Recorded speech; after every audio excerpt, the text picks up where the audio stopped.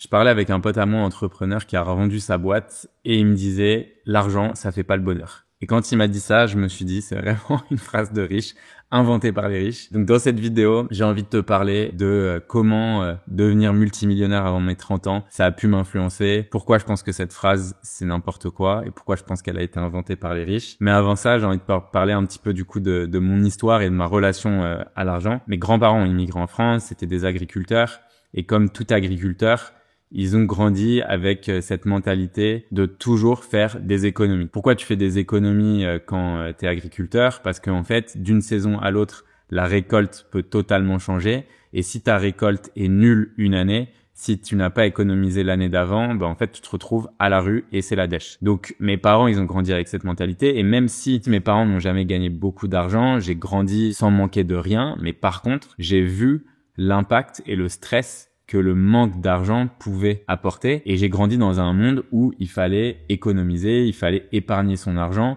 parce qu'il y avait potentiellement ce stress qu'un jour on allait en manquer. Donc pour moi, l'argent, certes, en lui-même, ça va pas te rendre heureux du jour au lendemain, mais le manque d'argent, ça peut te détruire. Donc il y a pas mal d'études qui existent à ce sujet. Une étude de 2010 qui est la plus connue de Kahneman qui t'explique que l'argent fait pas le bonheur et qu'à partir de 75 000 € annuels, il y a plus d'impact sur ton niveau de bonheur. Ce qu'on ne dit pas, c'est qu'en 2021, tu as une autre étude qui avait été faite par Killingsworth qui disait totalement l'inverse. J'ai envie de parler un peu des études qu'on appelle scientifiques. Il faut pas oublier que par définition, la science n'avance qu'en faisant des erreurs. C'est en faisant des erreurs qui sont corrigées par la suite, etc., que les gens arrivent vers plus ou moins une vérité. Si tu reviens en arrière et que tu regardes la médecine, il y a quand même eu un temps où on faisait des saignées, c'est-à-dire qu'on enlevait le sang des gens en leur disant ça va t'enlever la maladie, ce qui est totalement fou quand ils pensent. Mais à l'époque, ils y croyaient dur comme fer et tu avais des scientifiques qui t'expliquaient pourquoi ça fonctionnait comme ça. Donc je suis sûr que d'ici 100 ans, 200 ans, on fait des choses aujourd'hui que les gens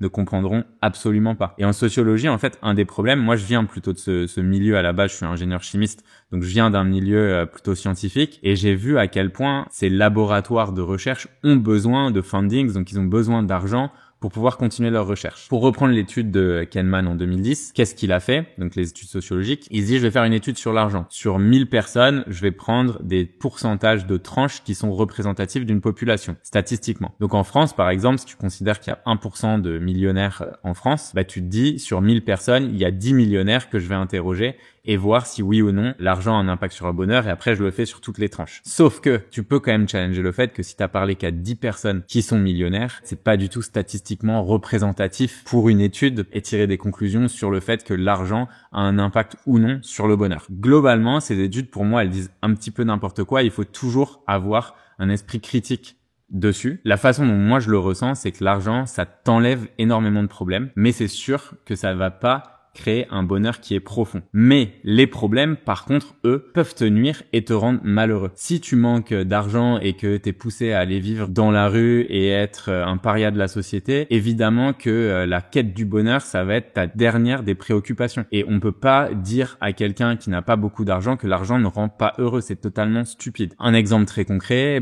mes parents qui ont toujours été stressés de manquer à la retraite, etc. Quand j'ai pu leur donner de l'argent parce que j'ai revendu les 20% de l'Emlist pour 30 millions, j'avais revendu une première boîte, etc. avant, et forcément, oui, ça enlève du stress, et quand t'as moins de stress et que tu sais que toute la partie matérielle, t'auras jamais de problème de ce côté-là, tu as plus de temps à te consacrer à des choses qui ont du sens et qui peuvent t'apporter beaucoup de bonheur. Après, il y a quand même des illusions que les gens projettent sur l'argent. On parle souvent de la rat race aux États-Unis ou hedonic treadmill. Donc en fait, c'est ce tapis sur lequel tu vas courir sans fin parce que tu veux toujours plus. Et en fait, c'est une course qui s'arrête jamais. Moi, je l'ai un peu vécu avec l'Emlist. Au tout départ, je me rappelle que je me disais, si un jour je touche 1 million en revendant ma boîte, ça sera génial. Quand j'ai revendu pour 30 millions les 20%, à ce moment-là, je me suis dit, non, en fait, j'ai envie d'avoir beaucoup plus et c'est peut-être pas ça mon chiffre. En anglais, on parle de freedom number. Donc, le chiffre, en fait, qui te rendra libre. Tout le monde a ce chiffre en tête. Un chiffre où tu te dis, si j'atteins, je sais pas moi, 50 millions, 10 millions, 15 millions, 1 million de patrimoine,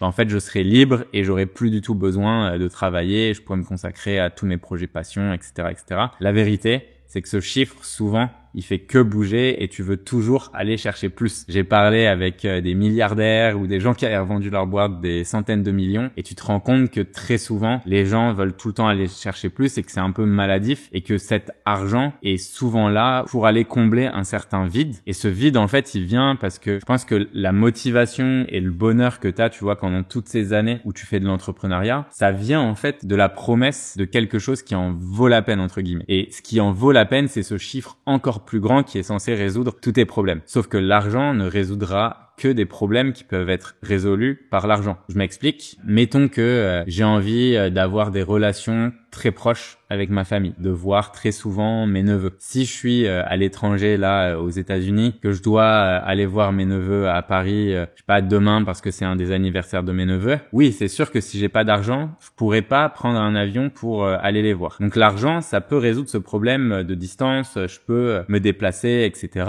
Ça peut me permettre d'acheter du temps et donc de prendre des vacances pour aller les voir, etc., etc. Mais par contre, l'argent n'achètera jamais la relation. L'argent n'achètera jamais le temps que tu vas passer avec eux, le temps que tu vas passer à jouer, à créer du lien, etc., etc. Donc oui, l'argent peut te simplifier beaucoup de choses, mais l'argent ne peut pas créer les choses qui vont te rendre profondément heureux, en fait. Et ça, c'est super important de le noter. Donc en gros, l'argent, il faut vraiment le voir comme quelque chose qui soustrait et pas quelque chose qui ajoute. Ça va enlever les barrières, mais ça va pas créer le pont. Et ça, c'est super important de le comprendre. Et donc pour les gens qui vendent leur boîte et qui sont déprimés après avoir vendu leur boîte, j'en ai un petit peu parlé avant, il y a une phrase d'un philosophe qui disait « Les rêves sont fragiles comme des ailes de papillon. J'ai brisé tous les miens en les touchant. » Si vous avez la ref, n'hésitez pas à commenter. Mais en gros, ce que j'aime avec cette phrase, c'est que très souvent, les sommes d'argent astronomiques nous font rêver parce que c'est quelque chose de concret. En fait, quand tu dis 50 millions, c'est un objectif qui est bien défini, c'est mesurable, tu arrives à le visualiser. Et le problème, en fait, de ça, c'est que on attache énormément d'importance à ce chiffre, mais lorsqu'on l'atteint, on se rend compte du vide qui existe, puisque en fait, ce qui est important, c'est pas l'atteinte de ce chiffre, mais c'est tout ce que tu as fait pour atteindre ce chiffre. Et du coup, moi, j'ai changé totalement mon état d'esprit par rapport à l'argent, puisque j'ai toujours des objectifs qui sont de plus en plus grands. Donc, je vous parlais du Hedonic Treadmill juste avant. Ce que j'ai changé, c'est que moi, ce qui m'intéresse dans un chiffre qui est très élevé, c'est pas le chiffre en lui-même, mais c'est plus la personne que je vais devenir si j'atteins ce chiffre. Donc c'est toutes les choses que j'aurais dû mettre en place et la personne que j'aurais dû devenir pour réussir à atteindre ces objectifs. Et c'est ça qui m'intéresse et c'est ça qui me motive. Ce qu'on dit souvent, c'est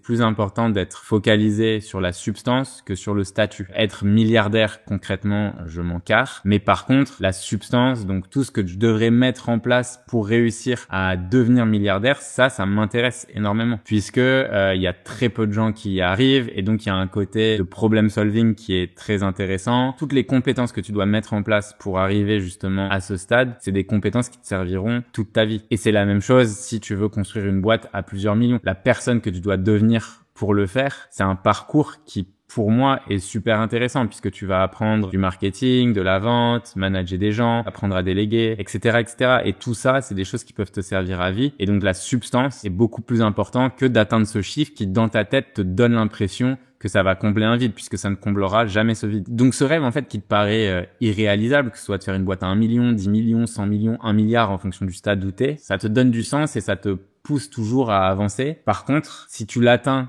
sans avoir compris que ce qui est important, c'est la substance, donc la personne que tu deviens, c'est dans ces moments-là où en fait ça te laisse vide. Et c'est ça qui est super important. Donc faut bien comprendre ça et moi j'avoue que j'aurais aimé le comprendre plus tôt. Après le chiffre un peu magique que certains articles aiment bien pousser, qu'ils appellent happiness number, donc le chiffre qui va te rendre heureux de façon très magique. Pour moi, il n'existe pas. Mais par contre, il y a un chiffre qui est le freedom number que j'aime bien, qui est le chiffre à partir duquel tu te sentiras vraiment libre. Et là, c'est à toi en fait de te poser la question et de te projeter. Et c'est aussi vachement utile de le faire parce que je pense que ça te permet de comprendre pourquoi tu fais les choses. Donc ce qui est cool, c'est de se poser et de se dire, ok, concrètement, j'ai besoin de quoi pour vivre tous les mois? Si je place mon argent à X%, quel est le cash flow dont j'ai besoin chaque année pour pouvoir vivre très bien? Quelle est la somme dont j'ai besoin en cas d'un accident? Quel type d'accident? Et en fait, tu peux réfléchir à plein de situations et avoir justement ce freedom number, donc ce nombre qui te rendra libre, puisque en fait, l'argent, comme on l'a dit, ça t'apportera jamais vraiment la paix intérieure complète, mais par contre, ça peut t'offrir le luxe de créer ta vie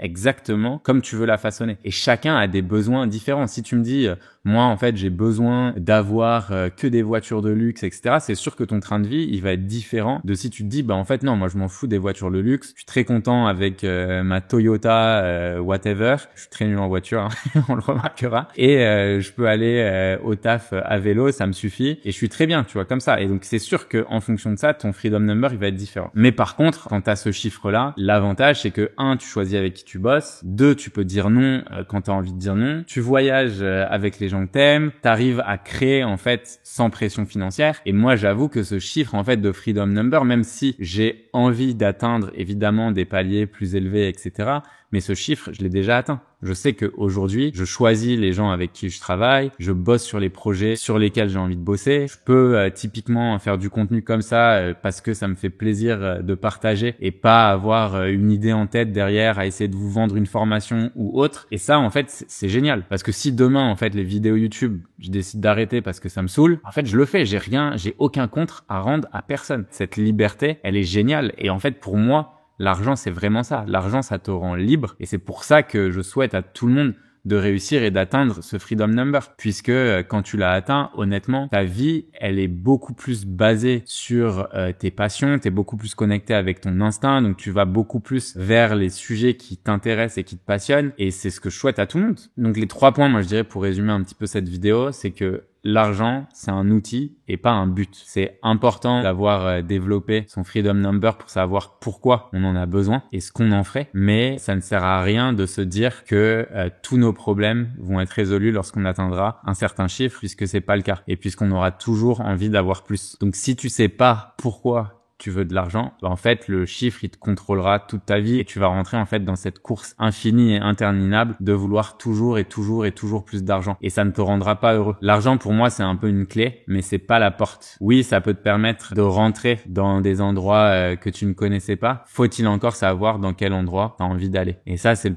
plus important. L'argent te permet en fait de vivre une vie qui est intentionnelle. Comme dans L'être et le néant de Jean-Paul Sartre, il disait tu es condamné à être libre. Et en fait, c'est vraiment ça. Quand tu as beaucoup d'argent, t'accèdes à la liberté un peu ultime. Donc quand on te dit que tu es condamné à être libre, c'est parce qu'il n'y a plus aucune personne qui peut te forcer à faire des choix. C'est très facile en fait quand tu bosses pour quelqu'un de te dire ouais mais c'est mon boss, c'est un gros connard ou ouais mais c'est à cause de ci, à cause de ça. Ah mais si j'avais de l'argent, ça serait différent. Ah mais si. En fait, la plupart des gens aiment bien ne pas prendre en main leur destin et le fait d'avoir le salariat comme bouclier, ça te permet d'éviter des questions qui sont très profondes et qui sont de te poser la question de savoir pourquoi tu es là, qu'est-ce que tu fais, quel est l'intérêt de ta présence sur Terre, des questions un peu existentielles. Et quand tu as beaucoup d'argent, en fait, ces questions, tu es obligé de te les poser puisque tu es libre. Tu es condamné à être libre en fait parce que t'as du coup un choix qui est un petit peu infini. Et donc, si tu sais pas pourquoi tu fais les choses, c'est sûr qu'en fait dans ta vie tu vas être comblé d'un vide et l'argent ne comblera jamais ce vide et c'est pas en allant chercher plus que tu arriveras à être heureux et ça c'est une certitude. Mais ça permet quand même de simplifier pas mal de choses. Je vous souhaite à tous une vie pleine de richesse. À bientôt.